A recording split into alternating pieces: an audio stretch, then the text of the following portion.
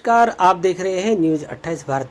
मुजफ्फरनगर में आज बोधगया से आए बौद्ध भिक्षुओं के साथ एक शांतिपूर्वक मार्च निकाला गया, जो महावीर चौक से शुरू होकर कचहरी गेट पर बाबा साहब के स्थान तक चला। यहाँ पर इन्होंने अपनी मांग रखी है कि जो बोधगया में इनका बौद्धिस्ट का जो आश्रम बना हुआ है, जो मंदिर बना हुआ है, उसमें अतिक्रमण हो रहा है, तो उसी के खिलाफ इन्होंने आज यहाँ पे मार्च निकाला है, जिसमें यहाँ पर बहुत सारे लोग मुजफ्फरनगर के इनके साथ शामिल हुए हैं।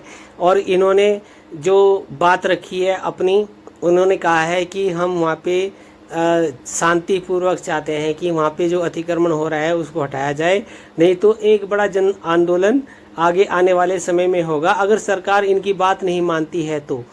और भी बहुत कुछ इन भंते साहब ने कहा है, जो हम आपको दिखाएंगे आगे। देखिए पूरी रिपोर्ट सिर्फ न्यूज़ 28 भारत पर।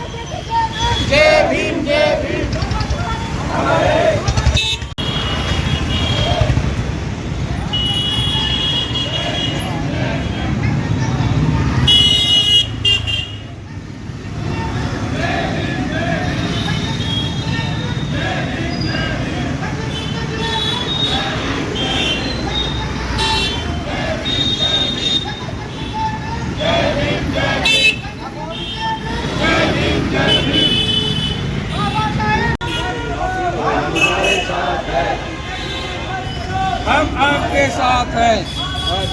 हमारे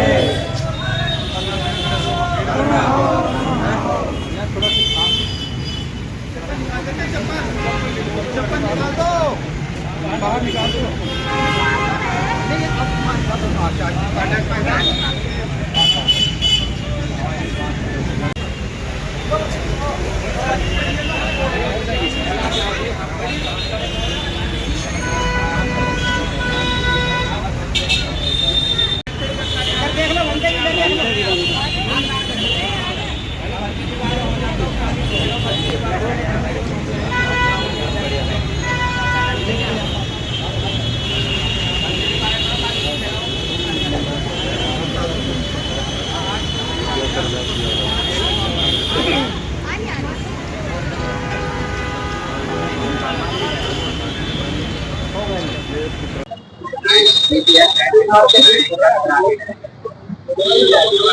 का काम है वो जी सर, आज मुजफ्फरनगर में किस उद्देश्य से आगमन हुआ आपका?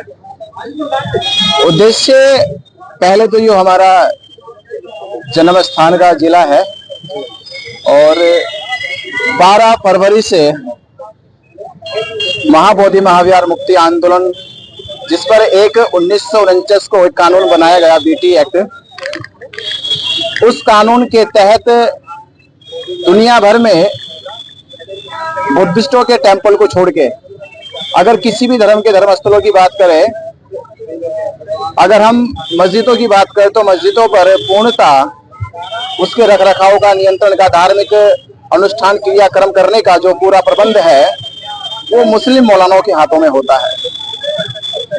हिंदू मंदिरों का रख रखाव, अनुष्ठान, पूजा पाठ, वंदना करने का पूरा जो जिम्मा होता है, प्रबंधन होता है, वो हिंदू पुजारियों के हाथों में होता, सौंपा जाता है उन्हें। जिस प्रकार सुप्रीम कोर्ट ने भी राम मंदिर के फैसला सुनाते समय हिंदुओं की जनभावना का हवाला दिया और राम मंदिर का जब ट्रस्ट बना तो राम मंदिर में कोई भी गैर हिंदू नहीं रखा गया। उसका तर्क भी है, जब हिंदुओं का मंदिर है तो हिंदू ही होना चाहिए। दूसरे धर्म वाले को क्या पता कि राम की पूजा कैसे होनी है, कैसे वहां पर मंत्रों का जाप होना है। और इस दुनिया में उत्कृष्ट ऐसा समाज है जो पूरी दुनिया के 56 देशों को जो दिशा शांति का, करुणा का जो संदेश मिला तथागत बुद्ध के ज्ञान स्थल है बोध गया से। बोध गया पर दुनिया को तो लगता हो कि बोध गया का जो महाविहार है वो बुद्धिस्टों का है, पर वो लगता है, वास्तव में है नहीं। वहां पर एक एक्ट बनाकर, और एक्ट में 9 लोगों को रखा गया। 9 लोगों में 4 हिंदू है और 4 बुद्धिस्ट है। ये दुनिया का पहला एक ऐसा कानून है जहां धर्म के आधार पे बुद्धिस्टों के साथ अन्याय हो रहा है। और 9वें सदस्य वहां के गया जिले के मजिस्ट्रेट डीएम उसके चेयरमैन है। तो संविधान के अनुसार संविधान ने यह कहा कि संविधान के लागू होने से पूर्व जो भी कानून थे, अगर उन कानूनों से किसी भी समाज, व्यक्ति या वर्ग का अधिकारों का उल्लंघन होता है तो उन सभी कानूनों को, एक्ट को रद्द कर दिया जाए। तो ये 6 जुलाई 1949 को ये एक्ट बनाया गया और देश का संविधान हमारे 26 जनवरी 1950 को लागू हुआ। और तो 1949 में बना और ये संविधान में आर्टिकल 13 कहने लगे के द्वारा कहा जाता है कि जितने भी कानून संविधान के लागू से पहले है, अगर उन कानूनों के कारण किसी व्यक्ति का, वर्ग का, जाति का, धर्म के अधिकारों का उल्लंघन होता है तो वो कानून, वो एक्ट, वो धारा, वो अनुच्छेद पूर्णतः रद्द कर दिया जाए। पर आज 76-78 सालों के बाद भी वो कानून लागू है। उस कानून से बौद्धों की आस्था, अस्मिता, संस्कृति, सभ्यता पर लगातार अतिक्रमण किया जा रहा है।